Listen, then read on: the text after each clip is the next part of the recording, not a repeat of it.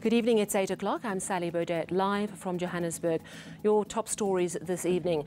The Transport Minister demands accountability after today's deadly train collision in Pretoria.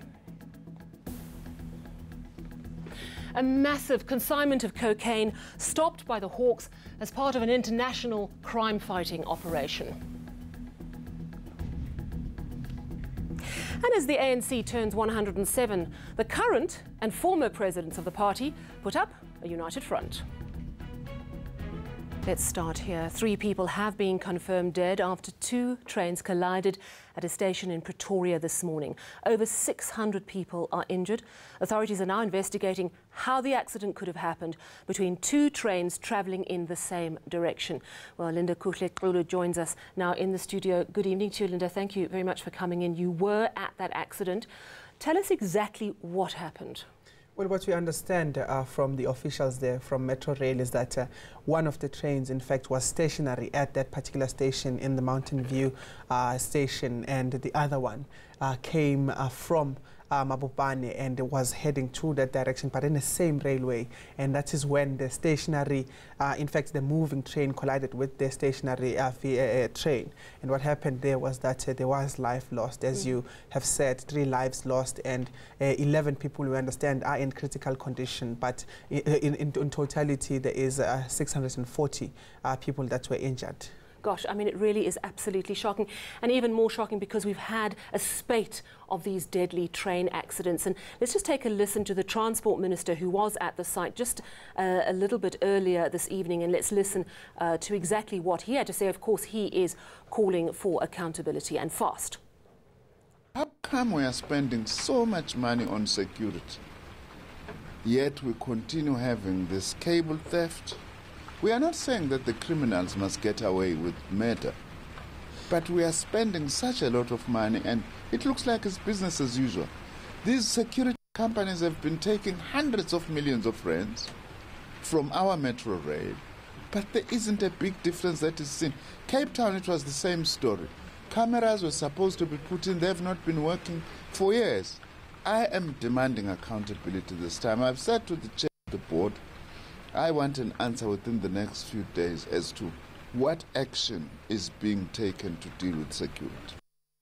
He's saying that it's cable theft that's the cause, but do we actually know the cause? Well, at the moment, they're suspecting, in fact, that before investigations, this was caused by theft, in fact, of the material that Metro Rail uses to actually try and monitor their trains. And they're saying that because of this theft, they have to resort to a more manual way of, doing things. And what they were explaining was that each and every train driver had to stop at a certain traffic light and therefore be informed that he can indeed go there. But even those who are giving that directive, how do they know that there is a train there? So the risk of human error just escalates exponentially. Very, very much so. Has the route been opened yet? Do we know? The route will not be opened, we understand. In fact, it will be kept shut. But one more thing I think I can add onto the fact that the minister has been saying that security companies, he's been mentioning theft and all of that. But in fact, tomorrow will mark 1 year since an incident last year happened where the Shosholoza mailed and 19 lives in fact were lost. Yes. Now this is almost at the same time. A year later we are experiencing the same thing, but when you blame such things as a theft and all of that and security companies, then it brings the question of what has been improved upon in terms of protecting the lives of those that commute with this. Indeed, and where the true accountability must lie. Thank you very much, Linda Kuhle, telling us about that terrific train accident. 3 people died today. Well, the second biggest cocaine bust in South African history was made today in Port Elizabeth. The Hawks intercepted cocaine with a street value of 720 million rand. And our reporter, Sandy McCowan, has the details. This is 2-year-old Kiki, and she is the hero of this important drug bust. Acting on a tip-off from Brazilian authorities, the Hawks sent in Kiki and her handler Devon Oosthuizen to investigate a cargo ship. It docked at the port of Ngqura yesterday, carrying the cocaine. Kiki's heightened senses and a well-trained nose picked up the scent within 20 minutes. The cargo was concealed at the bottom of a floor of a ship below more than 3,669 containers, which is 30 level deep. So it was at the floor, at the bottom. The Hawks say they've been working on this bust for the past 12 days.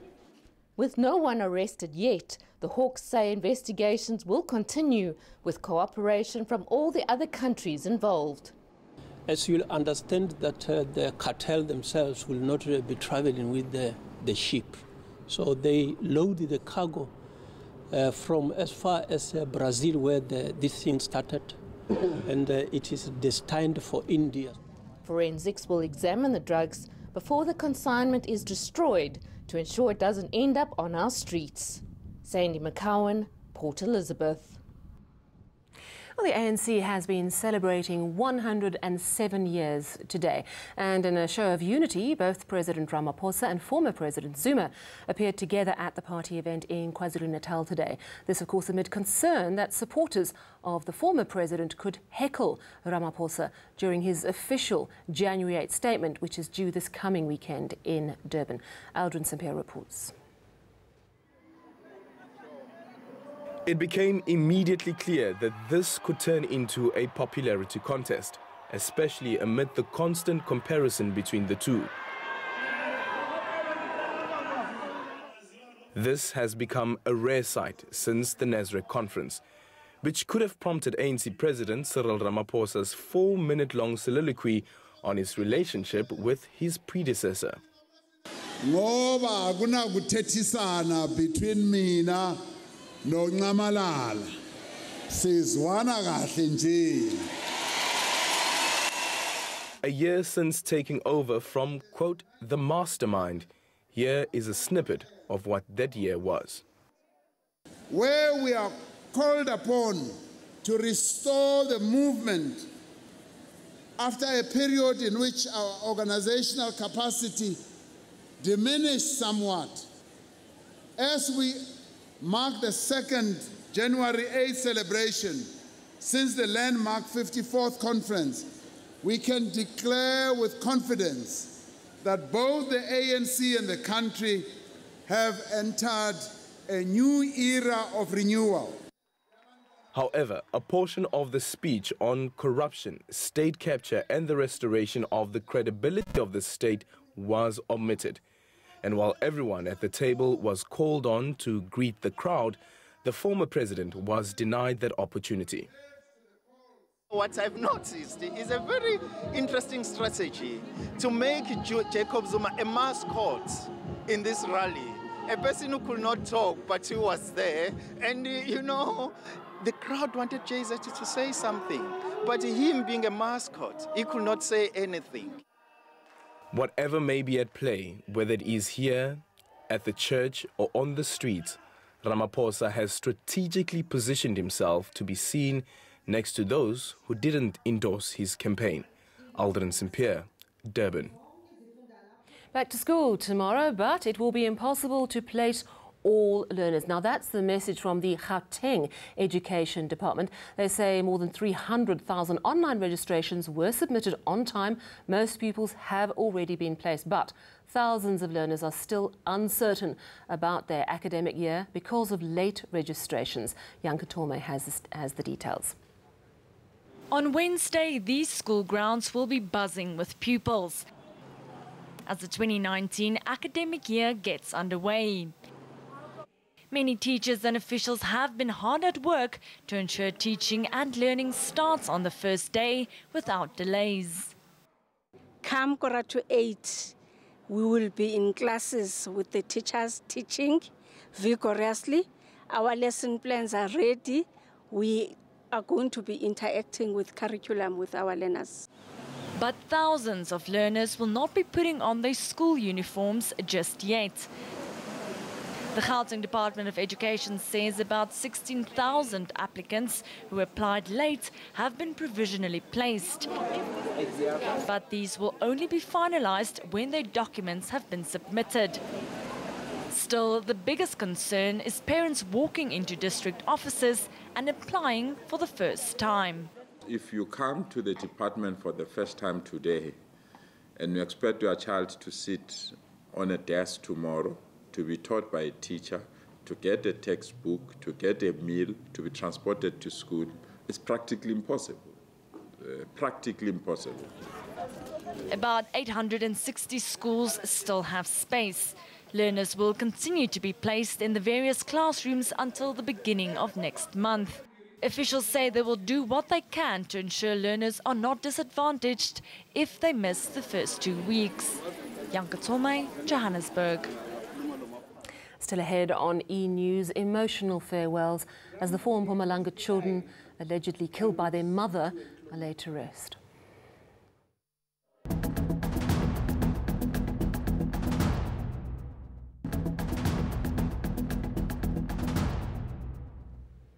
To Mpumalanga now, where a shattered Emalahleni family said their final goodbyes today. The 4 Maditla children, allegedly killed by their mother, have been laid to rest. The murders of the siblings, aged between 11 months and 8 years, have left the community of Clarinet reeling. Their 24-year-old mother now faces 4 counts of premeditated murder and is due to apply for bail next week. The children's family is devastated by the tragedy, but they're appealing for leniency for the young mother. Firefighters are still battling a fire in the Overberg region just outside Cape Town. The fire started in Betty's Bay on New Year's Eve. It's alleged the fire broke out when a flare was set off during celebrations. Authorities now say the blaze is 80% contained. The blaze has razed 7,000 hectares of land to the ground. Cattle farmers in some parts of Limpopo have been dealt a blow. The Department of Agriculture has quarantined an area in Vembe after tests showed foot and mouth disease. The viral disease affects cattle, pigs, sheep and goats, but not humans. The World Organization for Animal Health has been informed. South Africa has now temporarily lost its foot and mouth disease-free status while further tests are being done. Exports are not as yet affected.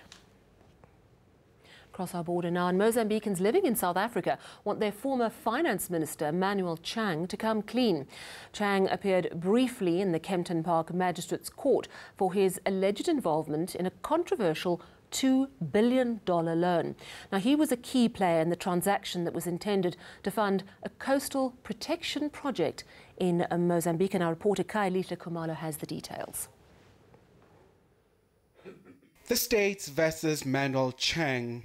Former Mozambican finance minister, once a powerful man in South Africa's neighboring country. Chang was arrested at OR Tambo International Airport in transit to Dubai. He was on Interpol's wanted list, labeled a primary fugitive and central actor in a large international fraud. The US had sought his provisional detention pending the presentation of an extradition request and supporting documents. In court, Chang cut a loan figure.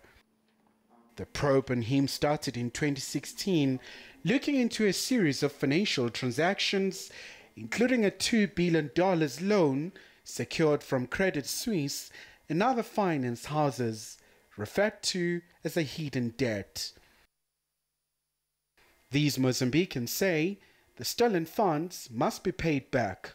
We really want our money back because we understand that if it was something to benefit the ordinary people of that country, that means it shouldn't have been a secret.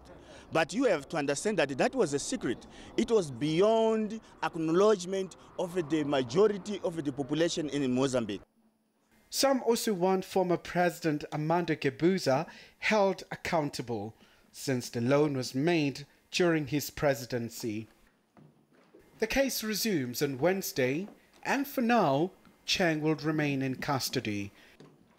Kai Lihle Kumalo, Kempton Park.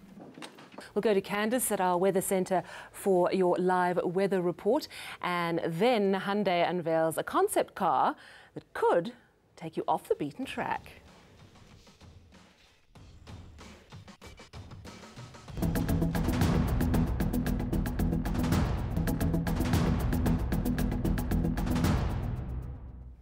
Time to get your weather from Cape Town, but it's not Candice, it's Joel. You do look very different. I don't know how I mistook you. How's the weather looking?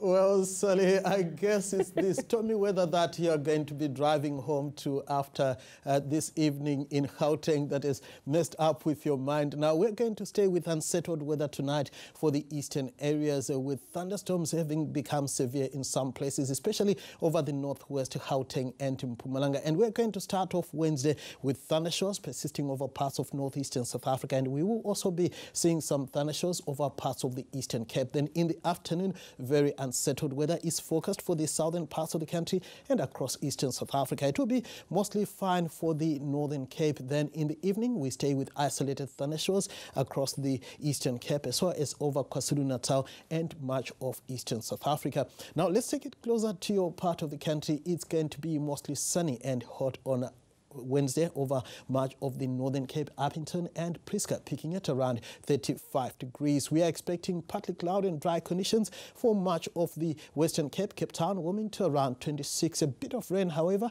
over parts of the South Coast, and thundershowers are forecast around Beaufort West. Much of the Eastern Cape will be pretty unsettled on Wednesday, with warm to hot temperatures expected for much of the interior and severe thunderstorms for the eastern areas.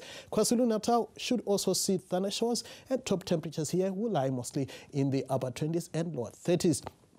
We are expecting similar weather and temperatures across much of Mpumalanga, Mbombela warming to around 29 degrees. The Limpopo province should also see thunderstorms on Wednesday, and it's going to stay sizzling hot for much of the province. We are also going to see thundery showers for the eastern half of the northwest, Zeerust and Rustenburg peaking at around 34 degrees on Wednesday afternoon. The eastern parts of the Free State should also see unsettled weather, so will Zastron with a high of around 29 degrees. We are also expecting thunderstorms across the Gauteng province, where highs in the lower 30s are forecast for your Wednesday afternoon. Now, looking ahead to your Thursday, we are going to be seeing thunderstorms persisting over the eastern areas, rain and thundershowers for the Eastern Cape, and we end the week with mostly sunny and hot weather for Western South Africa and thunderstorms over the east. That's all from me, Sally. Back to you. Thank you very much, Joel Guy in Cape Town. And finally, it's rather nice to have an off-road vehicle, but just imagine a car that can tackle really rocky terrain. Well, Hyundai has revealed its latest concept car, and it doesn't run on wheels, it walks. The Hyundai Elevate has legs, which allows it to go where there are no roads by trekking or climbing over difficult terrain. It can even cross rivers and climb stairs. And with the legs folded under the vehicle, the Elevate is able to travel at highway speeds. Fancy that. Let's recap your top stories this evening. The Transport Minister demands accountability after today's deadly collision. Massive consignment of cocaine stopped by the Hawks as part of an international crime-fighting operation. As the ANC turns 107, the current and former presidents of the party put up a united front. From me and the team, it's a very good night.